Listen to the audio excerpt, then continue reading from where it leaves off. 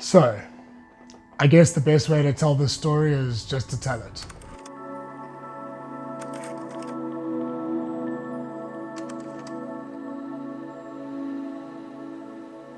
"2024 marks the 10-year anniversary since our mom's passing, and my sister suggested to me a couple of years ago that we tick off the items on her bucket list that she never got to do herself.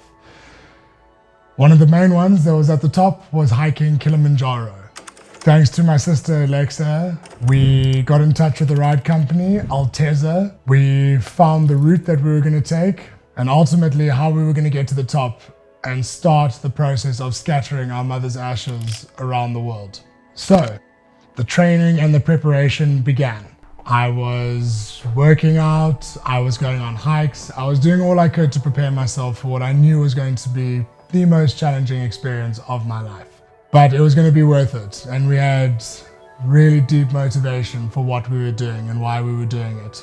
The months rolled by and the training continued until it was finally time for me to join my sister and James, her boyfriend, in Johannesburg. We then set off to Tanzania. Arriving in the Kilimanjaro region, we were taken to our hotel where we began the preparation of going through our gear with the company. Everything from warm weather to cold weather to rain to snow. We had to be ready for all of it. We were going to be taking the Rongai route. It was going to be a 6-day adventure, and honestly we had no clue what we were getting into. All we knew is that we felt prepped, we were motivated, and above all, really excited. The morning has arrived. I'm going to fill up my water. We were greeted by a much bigger team than we expected. At first we were expecting a guide and a couple guys who were going to be carrying our tents and bags. What we quickly found out is that we had 2 guides, Gerald, aka the Professor, and Adam, aka DJ Adam. Underneath them, we had a chef, we had a waiter, we had a camp master, and we had 10 porters that were going to be carrying everything up the mountain. The only things that we were going to be carrying were our day bags, including our water, snacks for that day. I was obviously carrying camera equipment and our wet weather gear, because we would soon find out that the mountain weather could change in a heartbeat. And then we set off.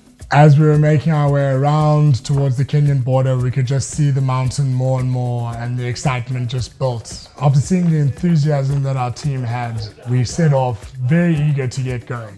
And were quickly told by Adam, pole pole, the Swahili word for slowly, slowly. The goal was not to compete up the mountain, it was to complete getting up the mountain. And then it began. Day 1 was a 7.5 kilometer hike.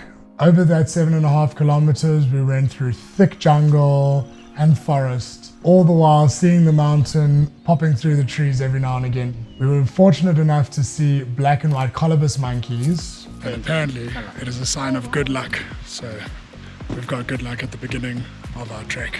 That day we went from Rongai Gate to Simba Camp, where we then found out why we had so many porters with us. What they had brought with us was a tent for me, a tent for my sister and James, a tent for our guides, a mess tent for us to eat in, a tent that was used as a kitchen, and then tents for the porters to sleep in themselves. They treated us so well with the way we were fed and looked after, and that first night really made us feel comfortable with what we were taking on.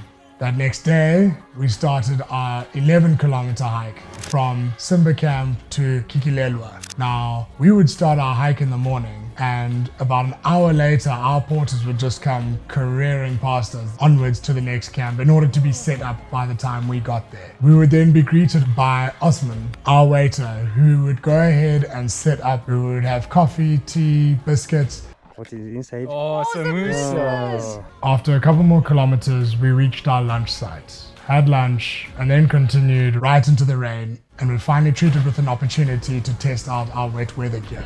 Onward we trekked, just still so excited about the fact that we were climbing Kilimanjaro. It was at Kikila camp that we started feeling the altitude. That wasn't a sign. I'm trying to catch my breath. The air is very thin.